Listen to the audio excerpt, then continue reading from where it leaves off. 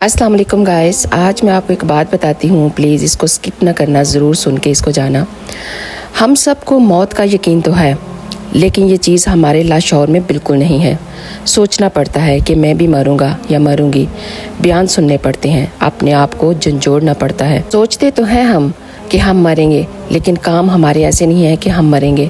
काम हमारे ऐसे हैं कि शायद हम क़यामत तक ज़िंदा रहेंगे। ज़िंदगी जितनी बढ़ती जाती है, पैसे का लालच उतना ही ज़्यादा होता जाता है।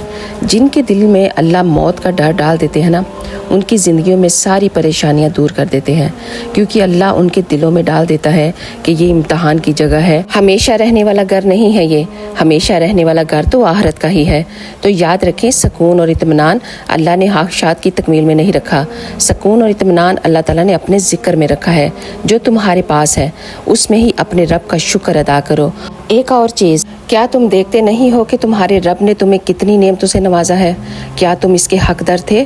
तो इसमें अल्लाह का शुक्र अदा करो कि अल्लाह ताला ने हमें हमारी औकात से ज़्यादा नवाजा है।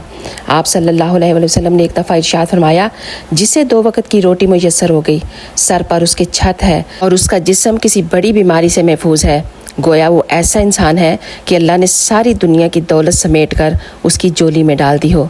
अगर इसके बाद भी वो इंसान परेशान रहता है तो वो फिर इस दुनिया को मुसाफिरखाना नहीं समझता। वो शायद समझता है कि उसे कभी मौत नहीं आएगी। अगर आपको ये वीडियो अच्छी लगी हो तो प्लीज़ एक दफ़ा इसको शेयर करके ज़रूर जाइएगा। आप सबका बहुत बहुत शुक्रिया। जज़ाकल्लाह खैर।